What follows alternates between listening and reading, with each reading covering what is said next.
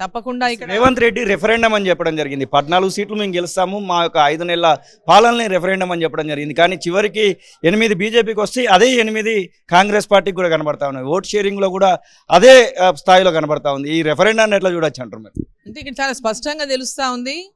ఇక్కడ మొన్న వాళ్ళు గెలిచిన గెలుపు కాదనేది ఈ రిజల్ట్స్తోనే చాలా స్పష్టంగా తెలుస్తూ ఉంది. రెఫరెండం అని చెప్పినప్పుడు ఈ రెఫరెండంలో వాళ్ళు ఫెయిల్ అయినట్టే లెక్క. వచ్చిన 5 నెలలకే ప్రజల విశ్వాసాన్ని కోల్పోయినటువంటిది ఇదే రిజల్ట్, దానికే రిజల్ట్. సో ఈరోజు రెఫరెండం అని చెప్పినటువంటి రేవంత్ రెడ్డి గారు దీన్ని ఏ విధంగా దానికి సమాధానం ఇస్తారో రేవంత్ రెడ్డి గారే చెప్పాలి. ఈ రెఫరెండం అని చెప్పి 16 సీట్లని 14 మేము గెలుచుకుంటామని చెప్పిన వాళ్ళు ఈరోజు 8 మేము గెలిస్తే 8 వాళ్ళు గెలిచిన రూలింగ్ పార్టీలో ఉండి ఒక్కొక్క పార్లమెంట్లో నా మహబూబ్ నగర్ ఉదాహరణకు మహబూబ్ నగర్ తీసుకుంటే 7 అసెంబ్లీలు కాంగ్రెస్ పార్టీ గెలిచింది. ప్రతి ఒక్క నియోజకవర్గంలో కాంగ్రెస్ పార్టీ ఎమ్మెల్యే ఉన్నాడు.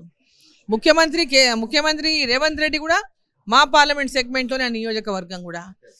ఎన్ని ప్రయత్నాలు వాళ్ళు చాలా కుట్రలు పన్నిండ్రు, ఎన్నో రకాలుగా టార్గెట్ చేసిండ్రు, ఎన్నో రకాలుగా దూషణలు చేసిండ్రు, ఎన్నో రకాలుగా డిమారలైజ్ చేయడానికి నన్ను అంటే మోరల్గా దెబ్బతీయడానికి చాలా పని చేసిండ్రు. అయినప్పటికీ కూడా ఎక్కడ కూడా ఒక్కవనటువంటి ధైర్యంతో నరేంద్ర మోదీ గారి యొక్క నాయకత్వంలో తప్పకుండా వారి ఆశీర్వాదంతో ఖచ్చితంగా గెలుస్తున్నటువంటి విశ్వాసంతో ప్రజల మధ్యలో ఉండి ప్రజల యొక్క నమ్మకాన్ని విశ్వాసాన్ని పొంది ప్రజలు నరేంద్ర మోదీ గారు మళ్ళీ ప్రధానమంత్రి కావాలని ఇక్కడి నుంచి మా పార్లమెంటు సభ్యురాలుగా డీకే అరుణమ్మని గెలిపించాలని ఇవాళ విజయాన్ని అందించినందుకు వారికి అందరికీ కూడా.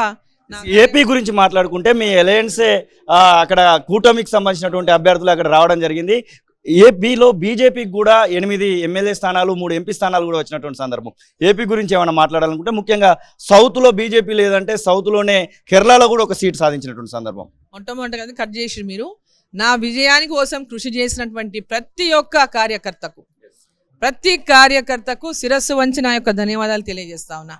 అదేవిధంగా నాకు ఓటేసిన ప్రతి ఓటర్కి కూడా శిరస్సు వంచి నా యొక్క ధన్యవాదాలు తెలుపుకుంటున్నా.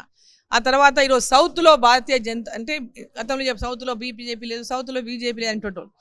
సౌత్లో కూడా బీజేపీ ఉన్నదని ఎలక్షన్లు ప్రూవ్ చేసినాయి. తమిళనాడులో కూడా ఓటు శాతాన్ని బ్రహ్మాండంగా పెంచుకున్నాయి. కేరళలో సీటు సాధించినాయి. ఆంధ్రప్రదేశ్లో మీరు చూస్తున్నాం, తెలంగాణలో చూసిండ్రు.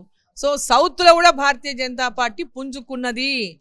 వచ్చేటటువంటి భవిష్యత్తు సౌత్లో కూడా భారతీయ జనతా పార్టీ ప్రభుత్వాలు ఇక్కడ రాబోతున్నాయని చెప్పడానికి ఇదే నిదర్శనం. కేంద్ర మంత్రిగా చూడొచ్చా డీకే అరుణ గారిని? త్వరలో కేంద్ర మంత్రిగా చూడొచ్చు అంటారా? మోదీ గారు అవకాశం ఇస్తే చూడొచ్చు. ఇదే పరిస్థితి. దాదాపుగా తెలంగాణ రాష్ట్రంలో 8 సీట్లు రావడాన్ని అయితే డీకే అరుణ అటు సంతోషపడుతున్నాయి. ఇక నన్ను టార్గెట్ చేసేటువంటి ప్రయత్నం చేశారు. 11 సార్లు రేవంత్ రెడ్డి వచ్చినా కానీ నన్ను నా యొక్క కార్యకర్తలు కాపాడుకున్నారు, నన్ను గెలిపించారనేటువంటి ఒక కృతజ్ఞతను అయితే వారు చెప్తున్నటువంటి పరిస్థితి. అసలైన తొలి వెలుగు. ఫాలో వాట్సాప్ @తొలి వెలుగు అఫీషియల్.